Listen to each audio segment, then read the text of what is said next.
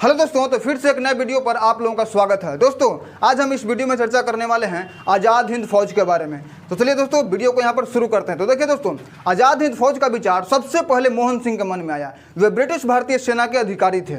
जब ब्रिटिश सेना पीछे हट रही थी तब मोहन सिंह ने जापानियों का साथ दिया। सिंगापुर पर जापान की विजय के पश्चात मोहन सिंह के प्रभाव क्षेत्र के अंतर्गत 45,000 लोग आज़ाद हिंद फौज में शामिल होने के लिए इच्छुक थे। 1 सितंबर 1942 ईस्वी को मोहन सिंह के अधीन आज़ाद हिंद फौज के प्रथम डिवीजन का गठन 16,300 सैनिकों को लेकर किया गया। जापानी तब तक भारत पर हमला करने के बारे में सोचने लगे और उन्हें भारतीयों का सैनिक के रूप में संगठित होना लाभप्रद लग रहा था।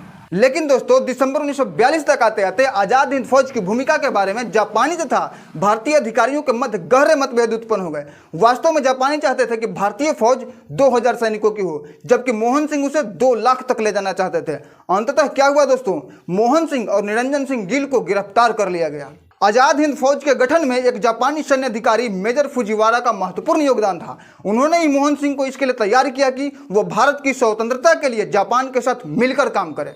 मार्च 1942 ईस्वी में दोस्तों टोक्यो में भारतीयों की एक कॉन्फ्रेंस बुलाई गई, जिसमें कि इंडियन लीग की स्थापना की गई। इसके बाद बैंकॉक में जून 1942 ईस्वी में एक बैठक हुई, जिसमें राम बिहारी बोस को लीग का अध्यक्ष चुना गया।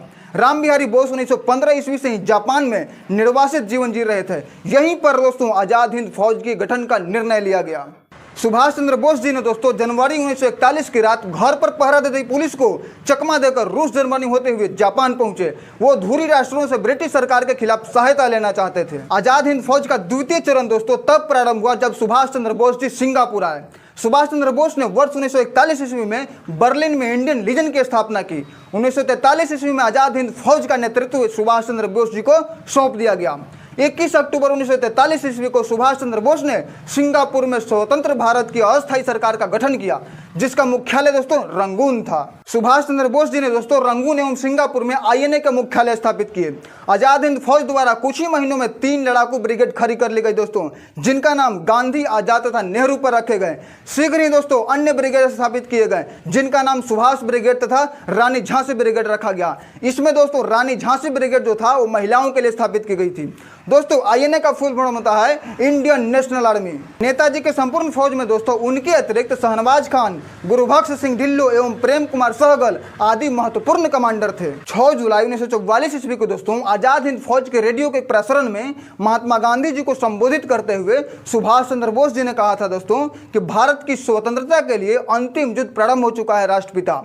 आप सभी लोग जानते हैं कि राष्ट्रपिता किन्हें कहा जाता है दोस्तों, तो उनको संबोधित करते हुए कहे थे सुभाष चंद्र बोस जी ने कि भारतीय स्वतंत्रता के इस पवित्र युद्ध में हमें आपका आशीर्वाद चाहिए। 1944 ईस्वी में दोस्तों मार्च जून के बीच आज़ाद हिंद फौज भारतीय भूमि पर सक्रिय रही।